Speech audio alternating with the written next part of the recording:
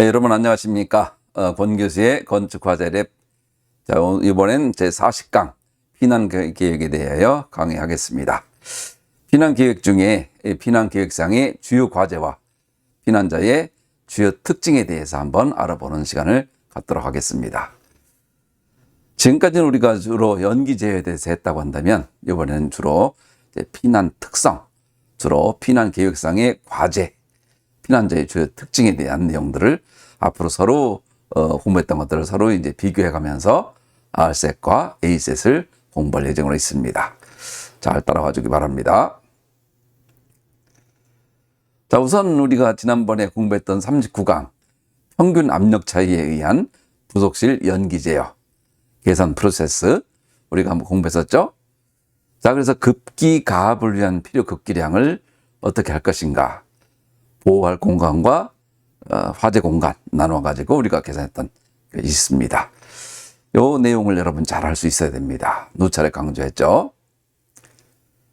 자, 예를 들어서 어떤 한 공간을 급기량을 계산하기 위해서는 우리가 첫 번째는 요 두 공간 R과 C 공간을 우선 우리가 계산을 하고, 두 번째는 C와 L 공간을 계산한 이후에, 그리고 나서 1과 2 중에서 큰 쪽을 설계 풍량으로 결정한다고 했죠.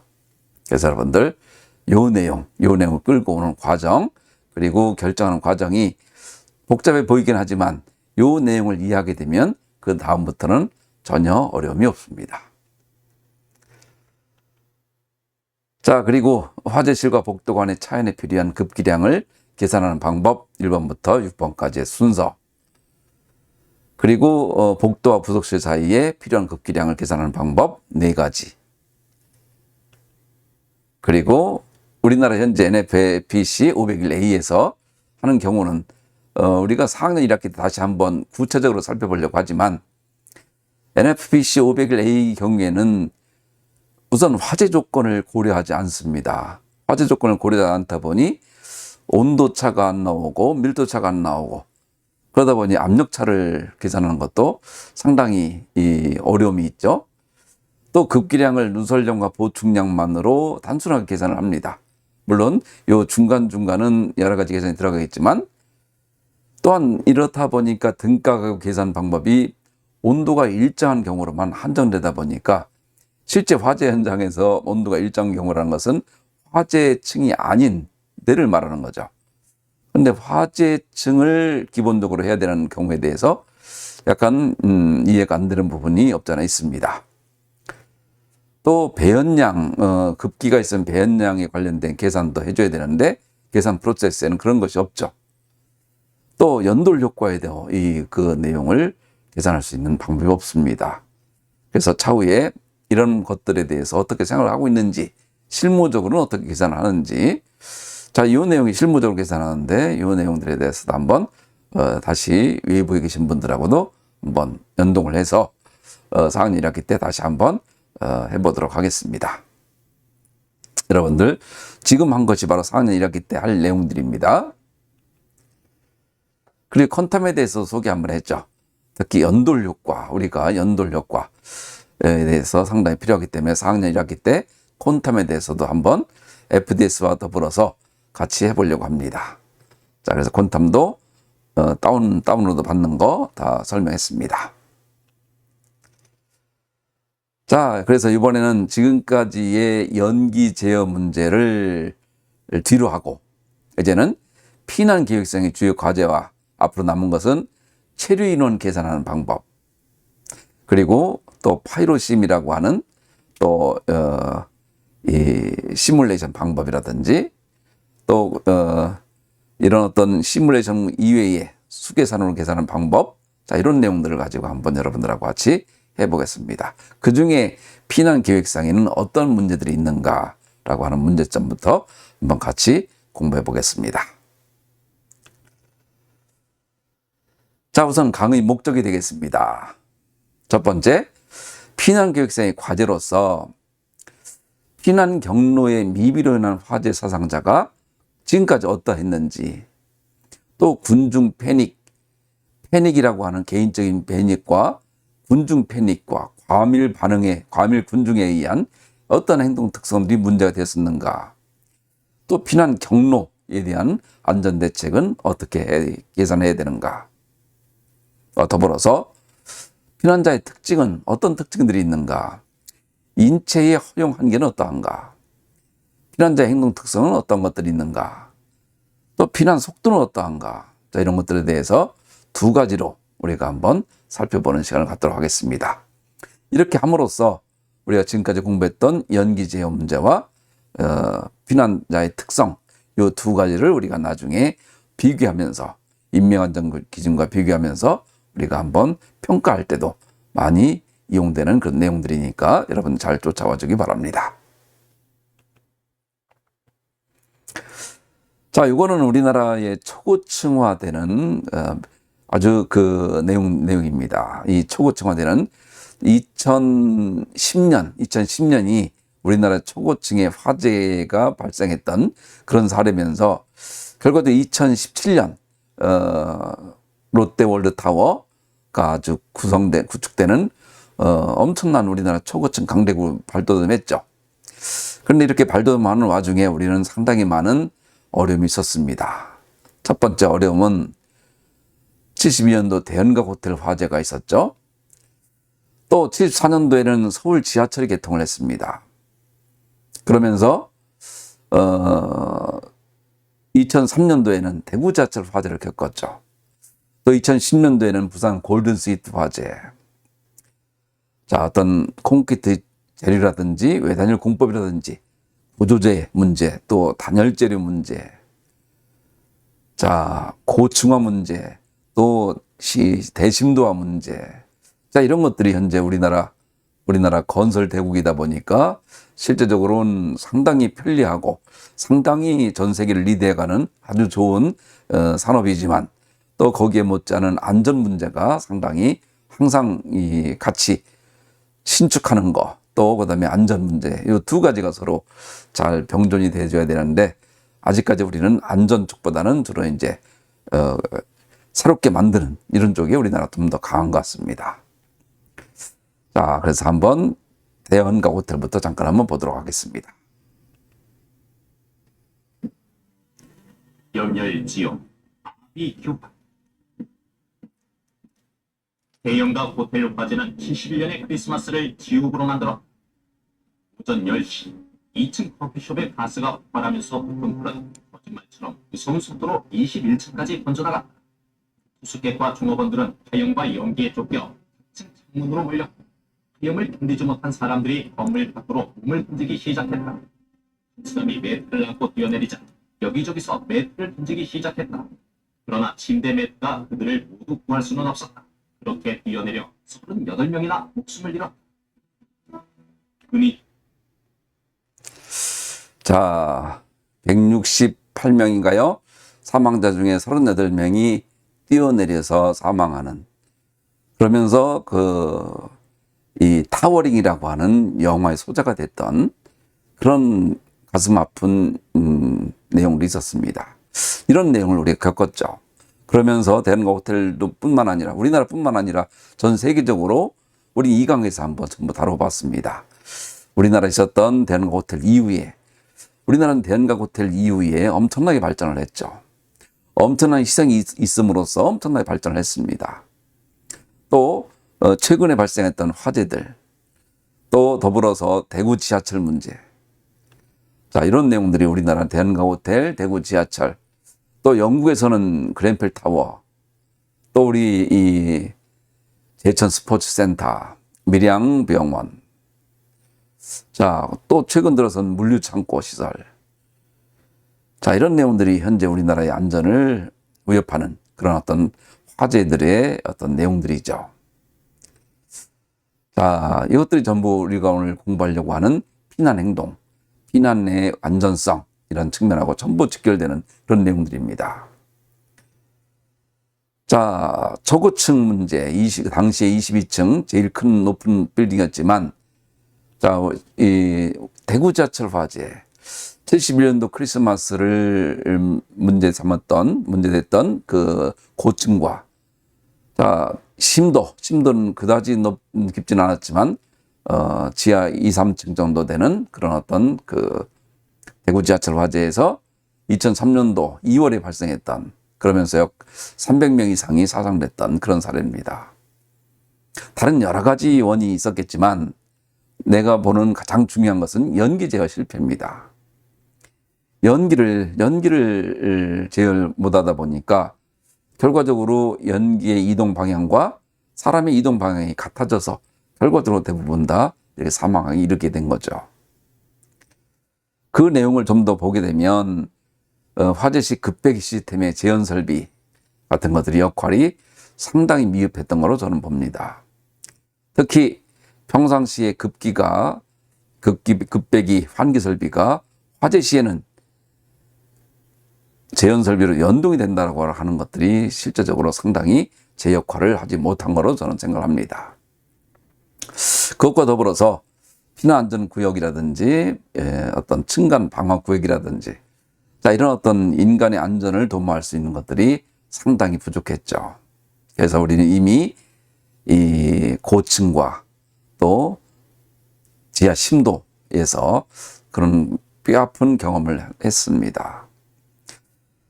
자, 그러면서 좀 전에 우리가 공부했던 연기제에서도 공부했던 거죠. 자, 거실 지원 설비가 대부분이 공조 전용 설비와 겸용되다 보니 이런 것들은 주로 평상시 때를 대비한 거고 매일 확인하고 있고, 그럼에도 불구하고 화재 시에는 내열성이 필요한 내용들이 실제적으로 잘 적용되지 못하고 있는 사례. 그 내용이 다음과 같이 2023년도에 재현설비 화재 안전 성능 확인이라고 하는 일부 개정이 되는 이런 내용들이 이제서야 이제 이런 것들이 되고 있는 것을 알 수가 있습니다. 자, 그런 와중에 우리나라는 이렇게 대심도로 또 엄청난 구조물들을 짓고 있죠. GTX 굉장히 편리합니다. 저도 한번 타봤는데 서울역에서부터 킨텍스까지 20분이면 가더라고요. 매우 편리하고 좋지만, 자, 이런 어떤 화재 안전 같은 이런 내용들을 어떤 형태로 되어 있는지 조사를 해봤더니 그런 내용이 별로 없었습니다. 주로 기존의 일반 저심도에 국한되어 있는 법령들을 가지고 있었기 때문에 이 내용들을 지난번에 한번 제안했던 그런 사례입니다. 그러면서 복합 역사로 발전하고 있습니다. 대심도 역사에서 또 복합 역사라는 것은 뭐 다양한 기능들을 하고 있다 보니까 주인들도 굉장히 많다는 얘기죠.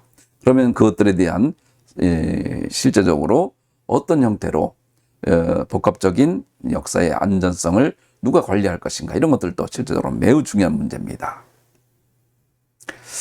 자, 그래서 우리는 이미 초고층 같은 경우에는 이미 초고층 지하기 특별법도 있지만 거기엔 피난안전구역이라든지 피난 엘리베이터라든지 이런 것들이 될 수 있지만, 아직은 이런 어떤 대심도 복합역사 같은 데는 피난 엘리베이터라든지 피난안전구역 문제라든지 연기 제어 문제 같은 이런 것들이 상당히 미비합니다. 그리고 앞으로 피난행동 같은 것들도 초고층과 더불어 앞으로 대규모 대심도 복합역사 같은 쪽에도 상당히 이런 연구가 상당히 필요할 겁니다.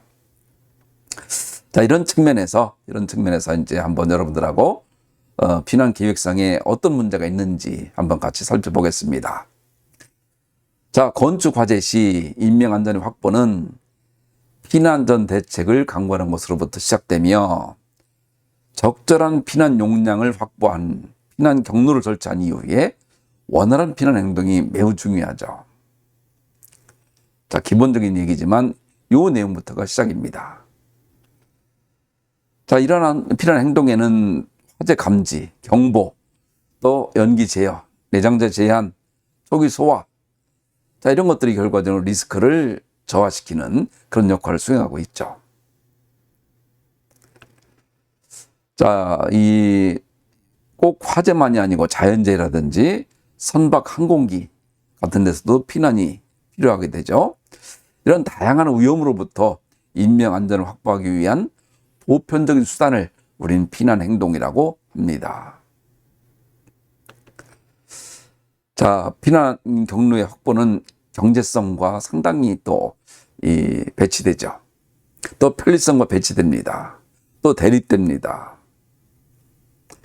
따라서 평상시 요구되는 편리함과 비상시 안전과의 대책 사이에서 적절한 조화, 경제성이라든지 이런 걸 고려한 적절한 조화를 일으키는 것이 건축 방화 설계에서 매우 중요합니다.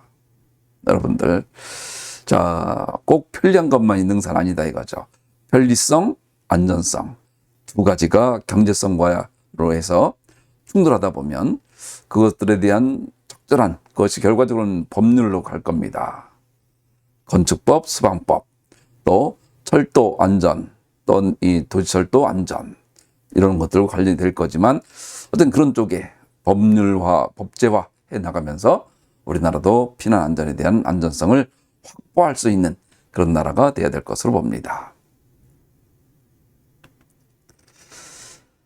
자, 우선 피난 경로상의 주요 과제가 어떤 것들이 있는지 살펴보면, 자, 이것은 피난 NFPA에서 50개 극장 화재에서 사망자 2,426명이 있었던 사망 조사를 1935년도에 조사한 내용이 되겠습니다. 자, 희생자를 발생시킨 원인으로서는 피난 출구의 부족, 피난 출구의 부족과 패닉 현상이 압도적으로 큽니다. 자, 우리나라는 어떠할까요? 우리나라도 피난 출구의 부족과 패닉이 아주 중요한 역할을 합니다. 또 출구는 많다 하더라도 관리를 위해서 잠궈 놓는 경우가 많죠. 잠궈 놓는 경우, 뭐 야간이라든지 주간이라든지 또 관리를 위한 관리자가 상당히 이 하나만 관리하면 되니까 하나만 관리한다든지. 자, 이런 경우가 굉장히 많습니다. 자, 또 마찬가지로 이 또한 학교 화재. 마찬가지로 피난 출구의 부족과 패닉이 가장 많더라. 자, 그래서 모든 당시도 그랬지만 지금도 우리나라 마찬가지, 전 세계적 마찬가지로 피난 출구 문제입니다. 피난 출구 그리고 패닉 현상 문제. 자, 이런 것들이 실제적으로 화재 안전 설계에 어떻게 되고 있는가라고 하는 것들이 우리한테는 주요 과제가 되는 거죠. 자, 우리나라만의 어떤 문제만이 아니고 이웃 일본도 72년도에 오사카 백화점에 있는 화재로 인해서 118명이 사망한 걸 보게 되면 아까처럼 뛰어내려서 사망한 사람이 20여 명 됩니다. 또 전 내부에서 또 계단이 막혀서 또 계단은 열려 있다 하더라도 거기를 커튼이 막혀 있기 때문에 사용할 수 없었던 문제. 자, 이런 것이 주로 환기 덕트, 엘리베이터 샤프트 등을 통해서 우리가 공부했던 연기층이 오는 요 문제죠. 덕트라든지 샤프트. 자, 그래서 A하고 E, F 계단은 자물쇠로 채워져 있었다. 그렇지만 B 계단은 커튼으로 막혀 있었다. 일반인들은 모른다 이거죠. 자, 그래서 피난시설의 어떤 관리, 요 문제가 상당히 중요하고, 지금 현재 우리나라 또한, 전 세계 건물 또한 관리 문제가 어떤 면에서는 매우 제일 중요하다고 저는 생각을 합니다. 자, 다음은 군중 패닉과 과밀 군중에 따른 행동 특성들이 어떤 것들이 있는가 보려고 합니다. 자, 우선 패닉이란 어떤 위험을 실제 상황보다 과대로 평가하고 심리적 동요를 과도하게 일으키는 거죠. 실제는 별거 아니었는데 내가 오히려 그걸 과대평가하고 심리적 동요를 일으켜서 제대로 판단을 못하고 거기에 대처하는 것이죠. 또 개인 패닉을 넘어서 군중 패닉 상태가 되면 정확한 정보가 없다 보니 일시에 과잉 방어적인 행동을 하게 되고 이것이 오히려 더 큰 위험을 초래하는 그런 현상이 바로 패닉과 군중 패닉이 되겠습니다.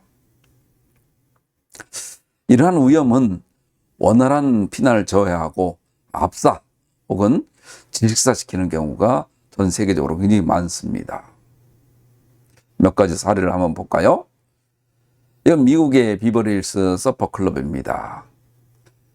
7년도에 군중 패닉에 의해서 164명이 압사 질식사했던 사례입니다. 초반에는 원활하게 피난했지만 연기의 침입을 보고 누군가 불이다라고 소리를 지르다 보면 결과적으로 패닉 상태에 돌입해서 출구로 인원이 쇄도하다 보니까 164명이 화재로 인해 사망한 것이 아니라 압사를 해서 질식사하는 결과가 됐던 사례입니다. 전형적인 사례입니다. 여기에는 불충분한 비상구라고 하는 것이 대전제입니다. 28개에 하나 117개 미만으로 조사됐고 그것도 실제적으로 많이 대부분이 막혀 있었겠죠. 관리를 하기 위해서. 어디나 마찬가지입니다. 우리나라 인천 라이브 카페에도 마찬가지였죠. 주로 이런 어떤 서퍼 클럽이라든지 주로 어떤 술 마시는 데라든지 아니면 댄스홀 같은 데라든지 이런 데는 주로 이제 관리를 해서 전부 막아놓죠. 자, 이건 스코틀랜드 패스리 영화관입니다. 예전엔 사람이 많이 모이는 데가 영화관 같은 데가 있었죠. 자, 여기도 보면 1929년도 70명이 군중 패닉에 사망했던 사례입니다. 자, 어떤 필름이 타고 있다 보니까 직원이 그 필름을 밖으로 내다 버리려고 했죠. 자, 그런데 그것을 이제 본 사람들이 연기가 이제 이 객석으로 들어오다 보니까 불이다라고 큰 소리로 외치다 보니까 군중 패닉에 돌입한 거죠. 그러다 보니까 실제 위험은 전혀 존재하지 않았지만 군중 패닉으로 참사가 발생했다는 것을 우리는 알 수 있는 아주 중요한 재난이었습니다. 자, 스코틀랜드 패스리 영화관. 또 과밀 군중에 의한 사례입니다. 이건 일본 니가타현의 야이코 신사. 일본 사람들은 정월이 되면 신사에 와서 많이 모이죠. 신사에 와서 모이는데 이 너무 많은 사람들이 모이고 하다 보니 실제적으로 또 내려오고 올라가는 사람들이 많이 모이다 보니까 그 자리에서 구조체가 붕괴되고 시작하고 또 사망자가 124명이나 되는 엄청난 재난이 있었죠. 자, 그래서 좁은 계단에 많은 군중이 계단은 17도로 완만한 각도였지만 참배를 시작하는 사람과 돌아가는 사람이 제곱미터당 12명이 넘는 것으로 추정이 돼서 이렇게 많은 사람들이 사망했던 124명이 사망했던 그런 사례입니다.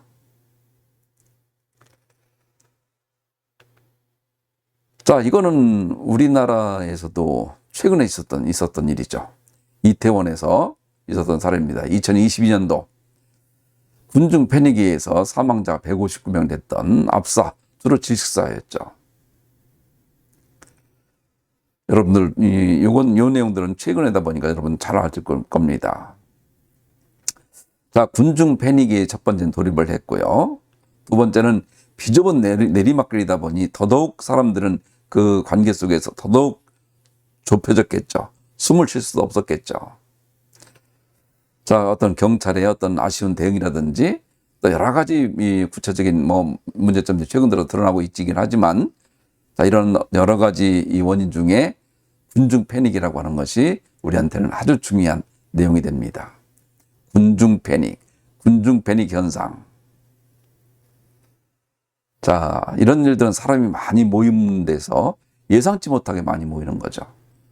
그러면서 어떤 문제가 발생하게 되면 실제 있었던 것보다 더 크게 스스로 큰 문제를 일으키는 거죠. 그러면서 그걸로 인한 문제가 상대방을 위협하게 되고 또 상대방은 또 서로 몸 꽉 끼면서 더더욱 나아갈 수 없는 상태가 돌입하게 되면 질식사가 되는 경우, 이런 경우는 비단 외국뿐만 아니라 우리나라도 상당히 있었다는 것을 알 수 있습니다. 자, 세 번째는 피난 경로의 안전 대책입니다. 자, 결과적으로 사람이 층과 층을 움직일 때는 계단을 이용하게 됩니다. 근데 계단을 이용하려고 하다 보면 그 계단에 오히려 연기가 들어오게 되면 오히려 그 계단은 굴뚝이 돼서 오히려 계단을 이용하는 사람을 더욱더 위험하게 만들죠. 그런데 이것은 고층 건물의 희생자가 다수 발생하는 요인으로 연기에 의해서 피난 경로가 막히는 주 원인. 자, 이것은 미국에서 1915년에 초기 건축물의 피난을 위한 중요 계단은 일단 밖으로 나가서 다시 안쪽으로 들어오는 계단을 이용해서 들어오는. 자, 그래서 스모크 프루프 타워로 불려지게 됐습니다. 자, 그래서 계단을 바로 안에서 들어갈 수 있는 것이 아니라 밖으로 일단 나와서 다시 안쪽으로 들어가서 다른 층으로 이동하는, 그리고 이것은 전부 내화벽으로 구획이 되어 있다. 자, 요 내용이 결국은 일본으로 흘러들어가서 특별 피난 계단으로 발전합니다. 또다시 그것이 우리나라의 특별 피난 계단에 전신이 돼서 우리나라도 이런 형태로 하고 있는 거죠. 자, 최근에는 이제 상시 폐쇄 후 패닉바를 설치하는 방화문이 우리나라도 많이 보급되고 있습니다. 그러다 보면 지금까지 있는 우리나라에 아니면 일본이나 미국이나 전 세계 모든 각지에서 엄청나게 많은 희생을 겪고 피해를 입고 그것을 바탕으로 하나하나 개정해왔던, 하나하나 안전책을 고려해왔던 그런 내용으로 해석할 수가 있습니다. 자, 여러분 많이 봤던 패닉바입니다. 이 패닉바는 주로 화재나 재난 등의 긴급 상황 발생 시 외부로 신속하게 안전한 대피할 수 있는 잠금 장치죠. 방화문에 많이 설치되어 있습니다. 주로 이제 설치 목적은 신속한 대피, 화재 대비라든지 시야 확보. 자, 시야가 잘 안 보일 때라도 누를 수가 있죠. 눌러서 나갈 수가 있는 거죠. 패닉바. 자, 우리나라에서는 아직 그 패닉에 대한 안전 설계가 지금 구체적으로 이루어지고 있지 않지만 패닉에 대한 심리, 방제 심리라고 하는 것을 활용을 해서 자, 그것을 건축 설계에 적용하는 전 세계적인 나라들이 많습니다. 우리나라도 빨리 그런 쪽으로 가줘야 될 것 같습니다. 다음은 인체의 허용 한계입니다. 피난자 특성 중에 인체의 허용 한계. 얼마만큼 열을 허용할 것인가. 자, 화재 시 인명한 위험 인자로서는 화재 시 생성물로 인한 환경의 악화죠. 환경 악화. 또 그런 환경과 더불어서 피난자의 생리적, 심리적, 피난 행동 능력과 서로 결부돼서 자, 이것들이 결과적으로는 나중에 우리 인명안전 기준이 바로 이것으로부터 등장하는 겁니다. 자, 1.8m라든지, 자, 60도라든지 이런 것들이 전부 심리적, 생리적, 피난 행동 능력과 관련돼서 화재 시의 연기 특성, 인간의 대피 능력, 판단 능력, 서로 비교하는 거죠. 자, 이런 유해가스의 발생량은 연소의 조건에 상이하지만 우리가 중요한 것은 질소를 포함하는 재료, 최근에 신소재는 대부분 질소를 포함합니다. 자, 이건 반드시 시안이라든지 이산화질소가 배출되게 되죠. 또 염소를 포함하는 재료들을 많습니다. 염화수소라든지 또 다른 어떤 그 염소를 포함시킨 그런 소재들로 나오게 되고 황을 포함하는 재료, 황화수소와 아황산가스가 등장하게 됩니다. 자, 그리고 모든 가연물은, 이 지구상에 있는 모든 가연물은 탄소를 포함되고 있다 보니까 일산화탄소 혹은 이산화탄소 항상 발생 가능성이 있는 거죠. 독성과 발생량의 관점에서 화재에서 가장 중요한 유해가스 중에 하나가 바로 일산화탄소입니다. 자, 요 내용 여러분들이 그래서 가연물들에 무엇이 들어있는가, 주로 이제 우리가 예전에 공부할 때 CHON으로 돼 있었죠. CHON. 자, 그러다 보면 질소가 꼭 들어가죠. 질소, 또 염소, 황, C. 자, 그래서 어떠한 가연물에 어떠한 조성이 있는가, 또 이거에 의해서 결과적으로 생성되는 유독가스는 무엇인가라고 하는 것들도 우리가 차후에 계산하는 방법, 기본적인 것들에 대해서 우리가 한번 또 4학년 때 한번 해볼 겁니다. 어떻게 계산하는가? 자, 유해가스 생리작용에 나타나는 농도, ppm으로 해서 우리가 내용들을 우리가 교과서에 있는 것을 한번 다시 봤으니까 여러분들 요 기본적인 어떤 특징이 있는가라고 하는 것들을 또 봐주기 바랍니다. 또 각 그 유해가스 농도에 따라 어떤 문제들이 있는가. 자, 따라서 우리나라 인명안전기준에 이제 CO 농도, 또 CO2 농도가 있죠. 그래서 앞으로 이것 말고도 여러 가지가 있지만 우리나라는 현재 지금 CO와 CO2 두 가지로만 평가하고 있습니다. 자, 우리나라 기준이다 보니까 우리나라 기준과 또 실제로 나올 수 있는 각종 유독가스들, 이런 것들도 여러분들 잘 봐주기 바랍니다. 자, 폭로되는 가스의 농도라고 하는 용어가 등장하면 앞으로 여러분들 하버의 법칙이라고 하는 그 내용이 등장합니다. 그래서 지금은 폭로되는 가스의 농도와 생리적 반응이 나오는 시간 t 사이에는 하버의 법칙이 있다 라는 식으로 놓고 하지만 차후에 4학년 때 이제 이런 것들을 가지고 구체적으로 설계에 적용하는 그 방법들이 나올 겁니다. 그때 한번 디테일하게 공부하도록 하고, 이번에는 이런 식으로 이미 이제 폭로가스 농도와 주의 행동 정지 시간, 문제가 되는 것들에 대해 인체에 작용하는 폭로가스 농도, 복합적인 거죠.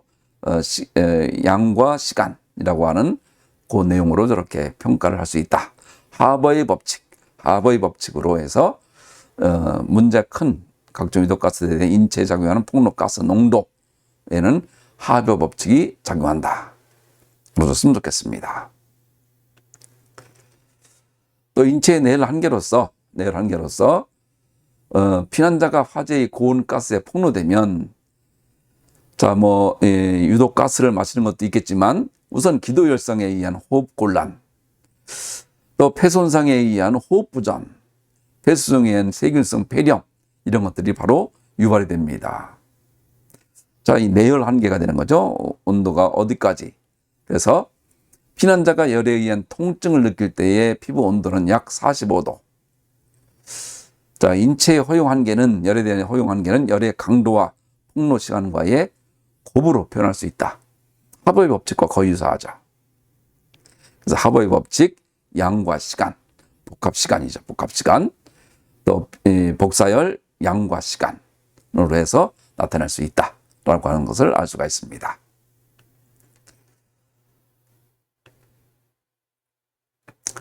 또 복살에 대한 인체 내열 한계를 복살의 강도와 시간과의 관계를 나타내서 하는 것이 다음과 같은 표입니다. 그래서 열상 11후 사망률과 폭로 시간. 자, 어느 정도의 이 복살의 강도와 시간과의 관계를 해서 내열 한계. 자, 이런 것은 참 실험하기 힘들겠지만 외국에서 있었던 그런 자료들입니다. 그래서 여러분들 이런 자료들도 내열 한계로 해서 잘 알아주길 바랍니다. 자, 우리한테 중요한 건 연기 중에 가시거리. 연기의 가시거리가 또 굉장히 중요하죠. 가시거리. 그래서 인명안전 기준에도 등장합니다.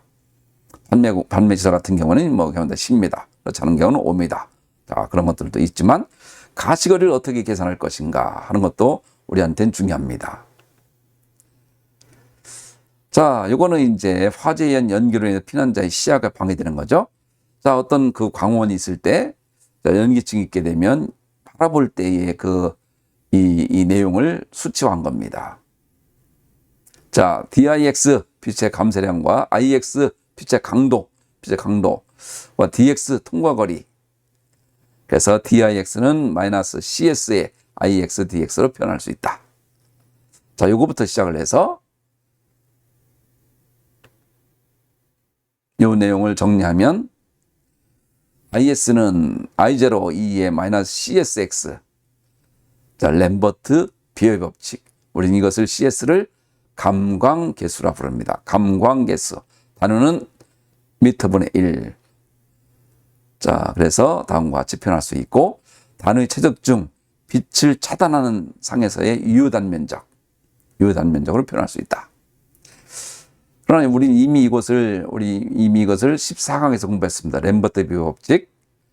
그래서 다음과 같이 우리가 디테일하게 한번 K라고 했던 거, 흡수계수 미터 제곱분의 미터 3승, 결국 1분의 미터죠. 자, 요거를 우리가 실제적으로 다 계산을 해서 i는 i0, 2의 마이너스 kx, 그 k를 cs로 보면 됩니다. 그래서 cs를 여기서는 흡수계수라고 했지만 k를 감강계수로 봐도 된다. 14강을 참조해 주기 바랍니다. 램버트 비교의 법칙. 램버트 비교의 법칙. 자, 이것도 우리가 4학년 때 쓸 내용들이니까 지금은 우선 이런 것들이 있다라고 하는 정도로 여러분들이 알아주고, 대신 화제시에 등장하는 각종 법칙 같은 것들을 하게 되면 하버의 법칙, 램버트의 법칙, 자, 이런 법칙들에 대한 것들이 머릿속에 하나하나 정리가 돼줘야 됩니다.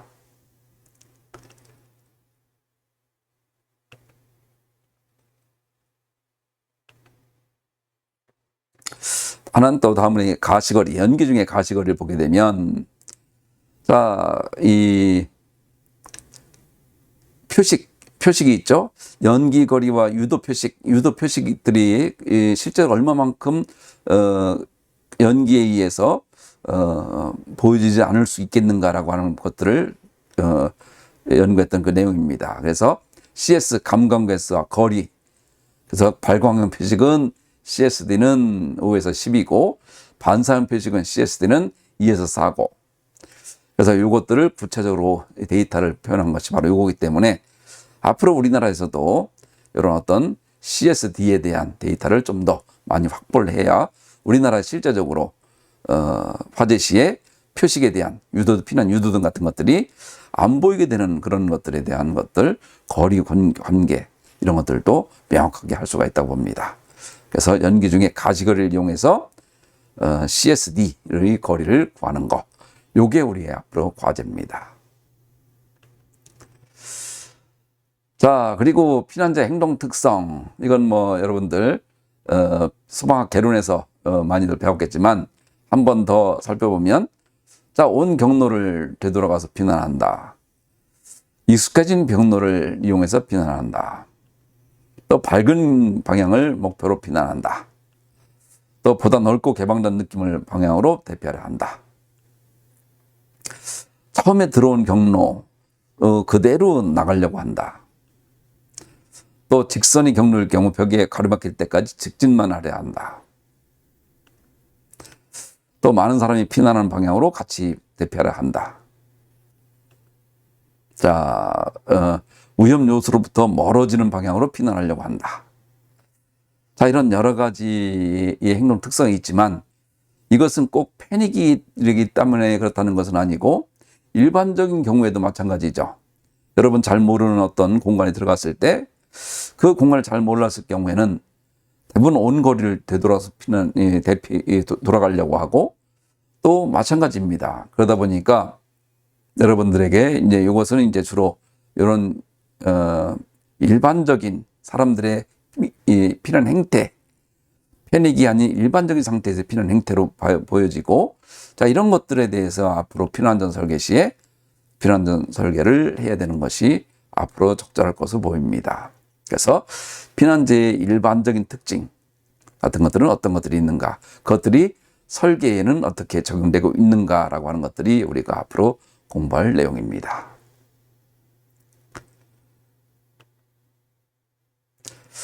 자, 자유보행 속도, 걷기라든지 달리기라든지 뭐 기어가기, 헤엄치기 등등 있지만 보행자의 밀도가 작고 뭐 많은 사람들이 있지 않고 다른 보행자에 영향을 주지 않는 경우엔 우린 자유보행 속도라고 하고, 자, 대략 1.0에서 1.3m/s로 설계들을 합니다.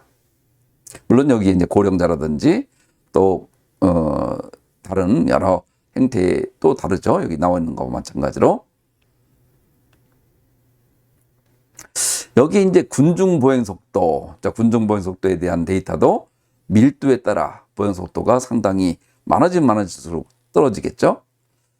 자, 그래서 보행자 밀도가 대략 1.5 이상 시 자유보행이 곤란하다. 자, 보행자 밀도가 1.5라고 하는 것도 상당히 중요한 인덱스입니다. 잘 봐주기 바랍니다. 또 계단 보행 속도. 자, 군진 밀도와 계단 보행 속도. 자, 초당 일반적으로 2계단을 간다고 하고 이것을 미터 퍼 세크로 환산해서 각각 VX, VY. 그럼 VX는 EXX, SX. 이거는 SX는 계단이 밟는 면의 넓이, 또 VY. 이것은 높이, 면과 높이 지수죠. 자, 이런 식으로 해서 정량화적으로 나타나고 있는 연구 결과들이 많이 있습니다. 자, 올라가는 경우, 내려가는 경우. 자, 그래서 이런 국내외 데이터들을 여러분이 종합적으로 한번 볼 수 있는 그런 것도 필요하고, 또 이것을 이용해서 지금은 전부 외국에서 만들어진 시뮬레이션들을 이용하고 있지만 앞으로 국내에서 만들어진 것들도 이제 한국인을 위한 그런 것들도 필요할 것 같습니다. 또 밝기에 대한 거. 자, 어떤 수준의 밝기에서도 당연히 청년이 고령자에 비해서 상당히 빠르겠죠. 그렇지만 이제 조도의 저와 함께 모든 것들이 떨어진다라고 하는 겁니다. 따라서 평균 조도. 저는 비상 조명등 같은 경우는 어떻게 얼마만큼 조도가 있어야 되는가라고 하는 것들도 우리가 다시 살펴봐야 될 내용들이겠죠. 자, 이런 내용들 구체적으로 여러분 하나하나 정량적으로 계산하고 있어야 됩니다. 그리고 마지막으로 군중 유출 속도. 자, 군중 유출 속도라는 것은 우리가 나중에 피난 계산할 때 매우 중요한 역할을 합니다. 자, 피난 가능자 수라고 하는 것은 N 곱하기 B, 이건 이내 미터 퍼 세크죠. B 폭과 시간입니다. 자, 이거는 N이라고 하는 것은 유효 유동개수라고도 불리기도 하고 유출 유동개수라고 불립니다. 자, 그리고 N과 B를 곱하게 되면 출구의 통과 용량이 됩니다. 그래서 실무적으로 유동개수는 N은 1.5, 수평, 계단 입구에서는 N은 1.3. 자, 이런 것들이 나중에 피난 계산할 때, 체류자 인원 산정할 때 전부 우리가 사용할 그런 내용들이 되겠습니다. 자, 그래서 우리는 지금까지 39강까지는 주로 연기만을 해왔지만 이제는 피난 계획상의 이 주요 과제와 피난자의 주요 특징에 대해서 한번 살펴봤습니다.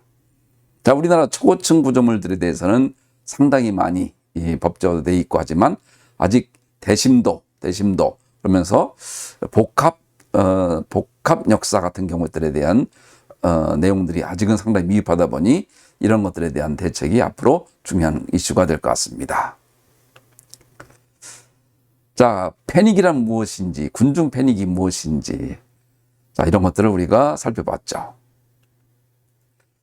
또 중요한 것은 폭로되는 가스의 농도와 생리적 반응이 나오는 시간과의 사이에 하버의 법칙, 또 램버트 비어의 법칙, 자, 연기중의 가시거리, 또 피난자 행동 특성, 또 군중 유출 개수 같은 것들을 우리가 쭉 한번 살펴봤습니다. 이외에도 다른 것들도 많이 있지만 일단 간단하게 우리가 여기까지 공부하고, 그리고 다음번에는